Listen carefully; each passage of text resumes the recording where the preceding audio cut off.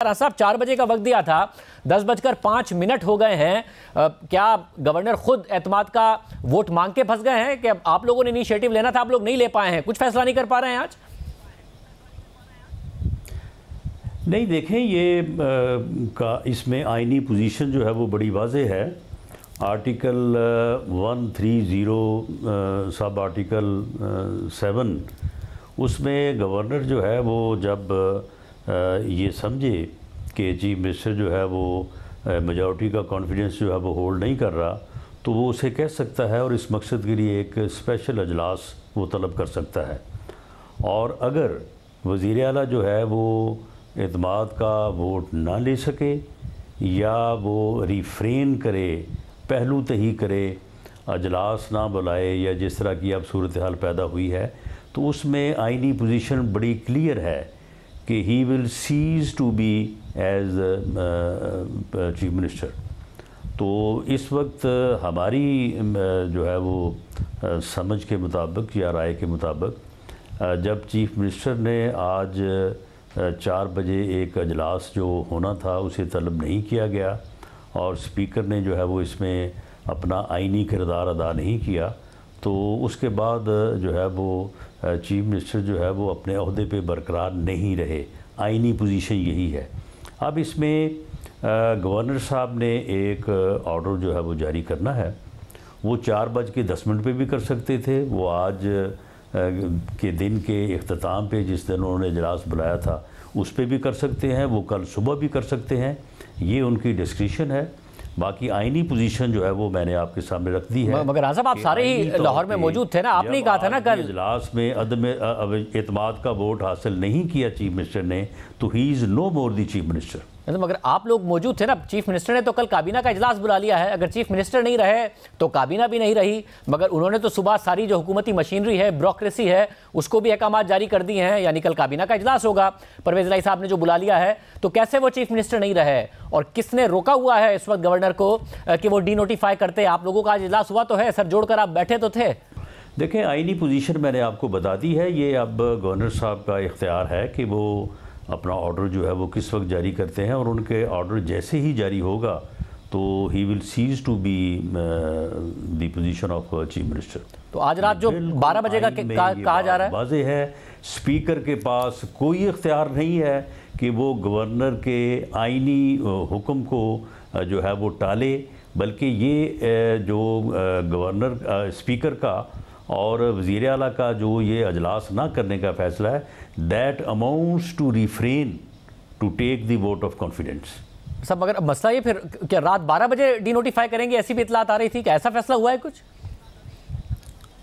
देखें, ये इसमें जो है वो एक लीगल पहलू है और इसमें गवर्नर साहब का ये इख्तियार है कि वो जिस तरह से मैंने अर्ज़ किया है कि वो 4:30 पे भी कर सकते थे, लेकिन बहरहाल उन्हें इस मकसद के लिए कि वो अपने आप को सेटिस्फाई करें कि ये अजलास नहीं हुआ और ये वज़ीर आला का और स्पीकर का कंडक्ट जो है ये आपस में इन्होंने मिली भगत करके जो है वो इस आईनी प्रोविज़न की अमलदारी को जो है वो रोका है और वोट ऑफ कॉन्फिडेंस लेने से एतजाज़ किया है, रिफ्रेन किया है।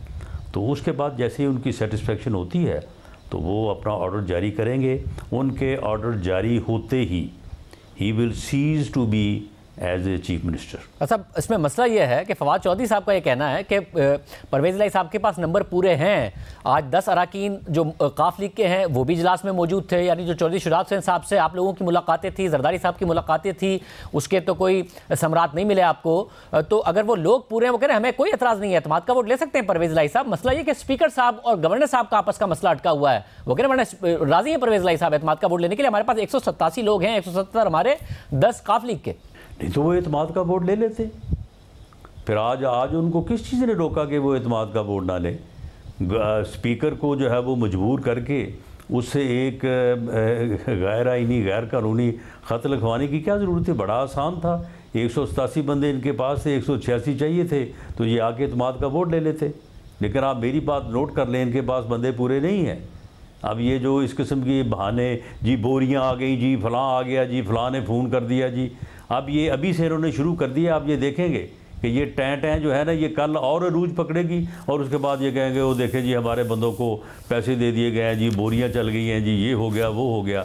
हालांकि जो पहले इन्होंने अदम एतमाद की तहरीक में भी इसी किस्म का घटिया प्रोपेगेंडा किया, बाद में कोई सबूत नहीं ला सके। ऐसा मगर वो ये नहीं कह रहे कि हमारे जो है वो चले गए, लोग डर गए हैं। इसी तरह की जो है वो बदहवासियाँ जो है वो हाँकते रहते हैं।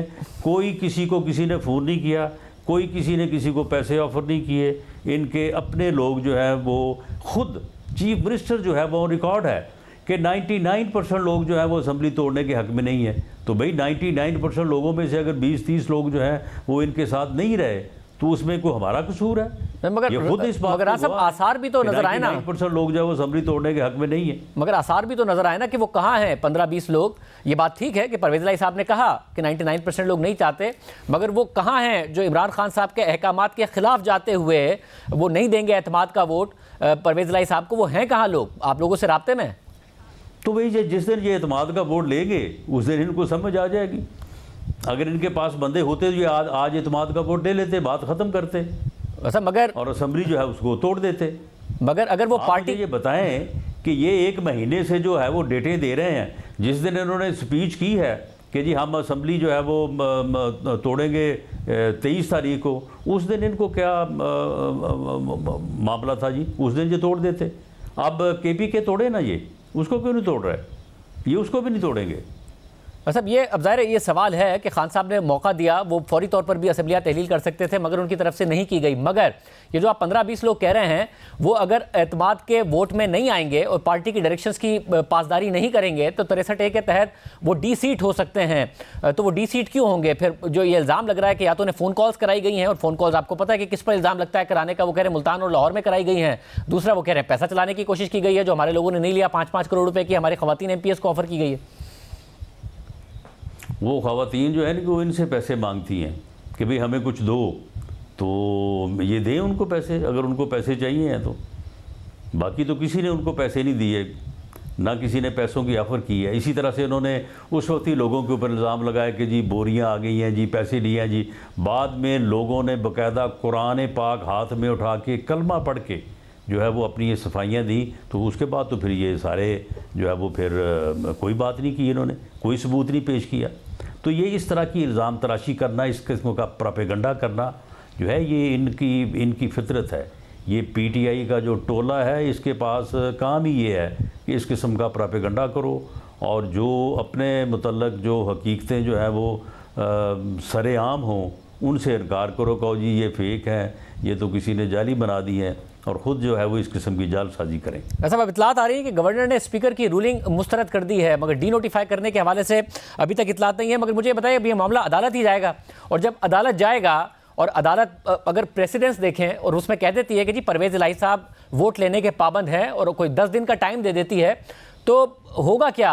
अगर आप कह रहे हैं कि उनके पास 186 नहीं है, चले 186 नहीं है, वो नहीं ले पाएंगे, तो एक दोबारा इलेक्शन की तरफ अगर जाता है हाउस, तो आप लोगों के पास उनसे ज़्यादा लोग कैसे हैं, कहाँ हैं? चलें देखें, अगर दोबारा इलेक्शन होता है तो फर्स्ट काउंट में जो है वो 186 का नंबर होगा, और रन ऑफ में जो है वो बाद में जो है वो मेजॉरिटी होगी। हम कोशिश करेंगे कि हम मेजॉरिटी हासिल करें, ये भी अपनी कोशिश करें, ये मेजॉरिटी हासिल कर लेंगे, ये गवर्नमेंट बना लें। उसमें आपकी पहली उम्मीद तो काफ लीग से थी ना? उसमें आपकी पहली उम्मीद तो नहीं टूटेगी ना? नहीं, मैं उसमें आपकी पहली उम्मीद काफ लीग से थी ना कि वहां से 10 में से 6 लोग अगर इस तरफ आ जाएं। चौधरी शुरात से भी रब्ता किया गया, वो तो 10 के 10 परवेज़ इलाही साहब के साथ थे। नहीं देखें, इसमें कोई ज़रूरी नहीं है कि कहाँ से कहाँ आना है, एक दूसरे की तरफ तो कोई जा नहीं सकता। जब तक वो सुप्रीम कोर्ट का फ़ैसला है तो पार्लिमानी पार्टी को छोड़ के कोई वोट देगा भी वो काउंट नहीं होगा, और वो डी सीट भी होगा। तो इसलिए जो है वो कुछ लोग ऐसे मौके के ऊपर जो है वो ख़ुद को एब्सेंट कर सकते हैं, बाकी वोट तो उनका जो है वो काउंट नहीं हो सकता। अगर पार्लिमानी पार्टी की अगर अक्सरियत फैसला कर ले, 10 में से 6 लोग फैसला कर ले, तो काफी आपकी तरफ आ जाती है ना, वो नहीं आती नजर आ रही है। वो तो परवेज़ इलाही साहब के साथ खड़ी है, तो अल्टीमेटली यही नहीं होगा कि असेंबलियाँ तहलील ही हो रही होंगी। आप कुछ भी कर लें, अगर ये नहीं ले पाते हैं एतमाद का वोट और आपके हक में फैसला आ जाता है, तब भी आपके लिए बड़ा मुश्किल है अपना चीफ मिनिस्टर इलेक्ट कराना। नहीं देखें शाहजेब, हम कोई इनके असम्बली तोड़ने के मामले से कोई इस कदर जो है वो कोई खैफ नहीं थे, और हमने तो इनको कहा था कि आप असम्बली तोड़ें और आएँ और आके जो है वो हम इलेक्शन लड़ने को तैयार हैं।